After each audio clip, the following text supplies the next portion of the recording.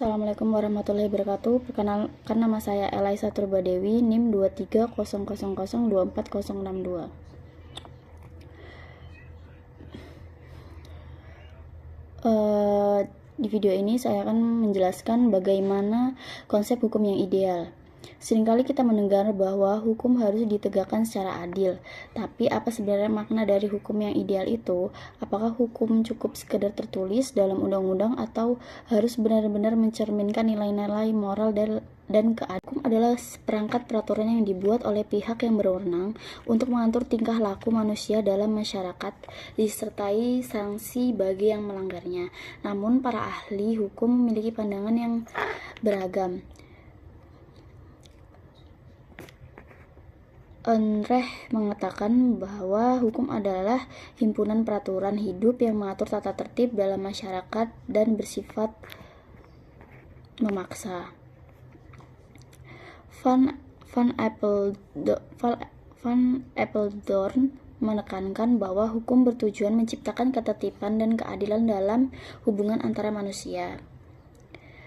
Immanuel Kant menyebut hukum sebagai keseluruhan syarat di mana kehendak bebas seseorang dapat diselaraskan dengan kehendak bebas orang lain menurut hukum kebebasan. Dari berbagai pandangan tersebut dapat kita simpulkan bahwa tujuan utama hukum adalah menciptakan ketertiban, melindungi hak, dan mewujudkan keadilan. Yang kedua, konsep hukum yang ideal menurut filsafat hukum. Untuk memahami hukum yang ideal, kita perlu meniru dari filsafat hukum, yaitu cabang filsafat yang membahas dasar, hakikat, dan tujuan hukum. Tokoh yang paling terkenal dalam pembahasan ini adalah Gustav Friedrich, seorang filsuf hukum Jerman. Ia memperkenalkan 3 nilai dasar hukum, yaitu keadilan, kepastian hukum, dan kemanfaatan. Yang pertama, keadilan memberikan kepada setiap orang apa yang menjadi haknya. Keadilan adalah nilai utama yang harus menjadi jiwa dari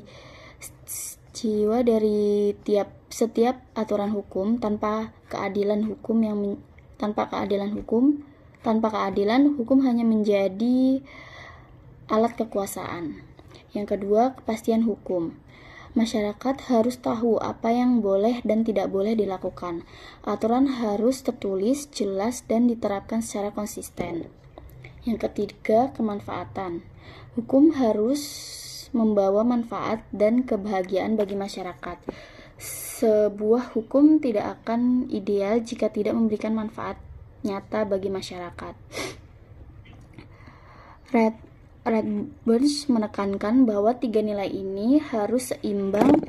Jika hanya mengejar kepastian tanpa keadilan, hukum akan kaku. Jika hanya mengejar keadilan tanpa kepastian, hukum menjadi kabur. Dan jika hanya mengejar kemanfaatan tanpa dasar moral, hukum menjadi oportunistik. Yang ketiga, penjabaran nilai-nilai dalam hukum ideal. Yang pertama ada keadilan. Keadilan merupakan cita tertinggi dalam hukum. Aristoteles membagi keadilan menjadi 2 bentuk. Yang pertama, keadilan distributif dan keadilan komutatif. Keadilan distributif yaitu keadilan yang memberikan kepada setiap orang sesuai dengan jasa dan kedudukannya. Contohnya, dalam pembagian bantuan sosial, orang miskin harus mendapat porsi lebih besar terhadap kebutuhan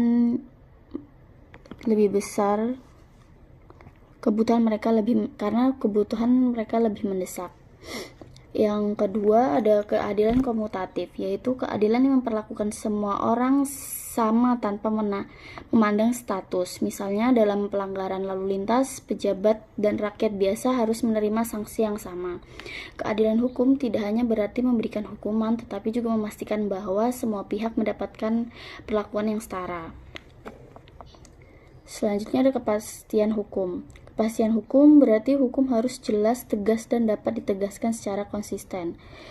Kepastian hukum memberikan rasa aman kepada masyarakat karena mereka tahu apa konsekuensi dari setiap tindakan. Contohnya ketika undang-undang sering berubah atau ditafsirkan berbeda-beda, masyarakat menjadi bingung dan kepercayaan terhadap hukum juga pun menurun.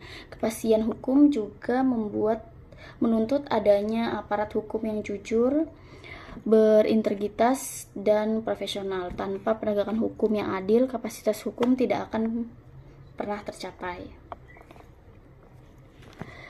Selanjutnya ada kemanfaatan. Konsep kemanfaatan berasal dari aliran utilitarianisme yang dikemukakan oleh Jeremy Bentham dan John Stuart Mill. Menurut Bentham, the greatest happiness for the greatest number. Artinya, hukum ideal adalah hukum yang memberikan kebahagiaan sebesar-besarnya bagi sebanyak mungkin orang. Contohnya, hukum tentang lingkungan hidup bukan hanya untuk menghukum pelanggar, tapi untuk melindungi masyarakat dan generasi masa depan dari dampak kerusakan alam. Inilah makna kemanfaatan hukum yang sejati. Selanjutnya, tantangan mewujudkan hukum ideal. Walaupun konsep hukum ideal terdengar indah, penerapan di dunia nyata sangat sulit. Ada beberapa tantangan besar yang dihadapi, terutama di Indonesia.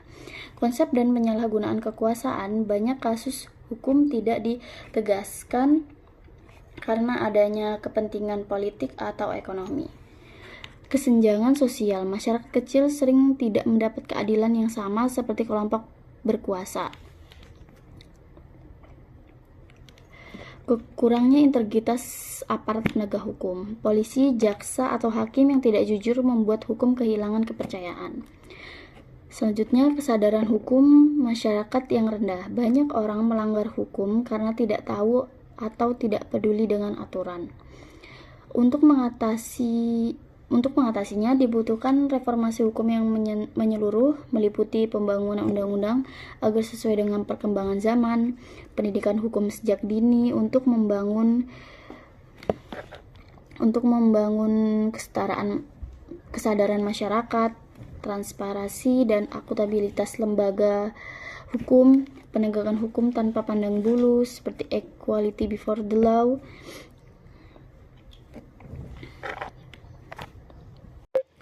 Latar belakang historis konsep hukum ideal. Sejak zaman kuno, manusia sudah mencari hakikat hukum yang benar dan adil. Di zaman Yunani kuno, Socrates, Plato, dan Aristoteles sudah membahas hukum sebagai bagian dari keutamaan moral manusia. Socrates berpendapat bahwa hukum yang baik adalah hukum yang berdasarkan pada kebenaran moral.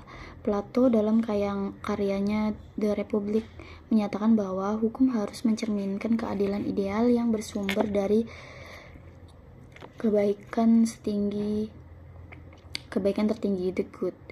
Aristoteles menekankan bahwa hukum harus dibuat untuk mencapai kehidupan yang baik, eudaimonia, dan kesejahteraan masyarakat. Pada masa modern, muncul perdebatan antara dua aliran besar, positivisme hukum yang dipelopori oleh John Austin dan Hans Kelsen, menyatakan bahwa hukum ideal adalah hukum yang dibuat dan ditegaskan oleh negara tanpa mempertimbangkan moralitas. Bagi Kelsen, hukum adalah norma, bukan nilai moral. Aliran hukum alam, natural law, yang dipelopori oleh Thomas Aquinas, menyatakan bahwa hukum yang ideal harus sesuai dengan hukum moral dan kehendak Tuhan. Jika suatu undang-undang bertentangan dengan moralitas, maka hukum itu tidak adil dan tidak layak disebut hukum. Perdebatan inilah yang kemudian melahirkan pandangan modern seperti teori Redburns yang mencoba menyeimbangkan antara moral, keadilan, dan kepastian hukum. Pandangan para tokoh tentang hukum ideal. Beberapa tokoh besar memiliki pandangan yang menarik tentang hukum ideal. Aristoteles, hukum yang ideal adalah hukum yang menjamin keadilan bagi semua warga negara. Ia menolak hukum yang hanya berpihak pada penguasa. Montesquieu Dalam The Spirit of Law, ia menekankan pentingnya pemisahan kekuasaan agar hukum tidak disalahgunakan.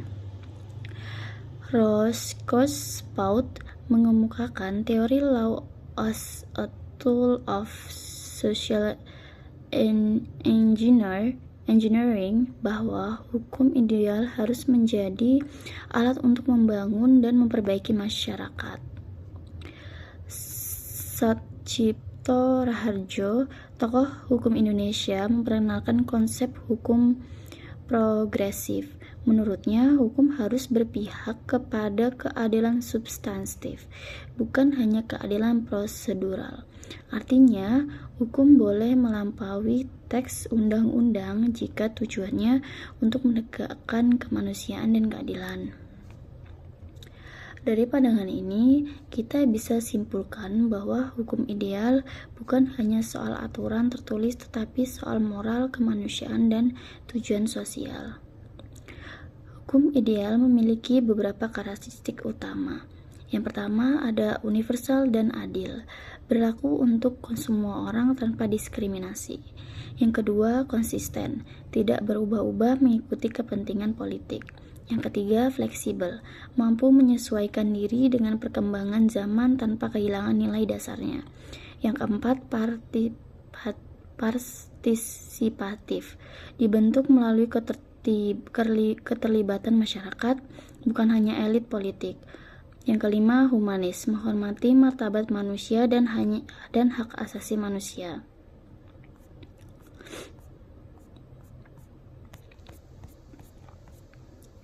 Contoh nyata realitas di Indonesia.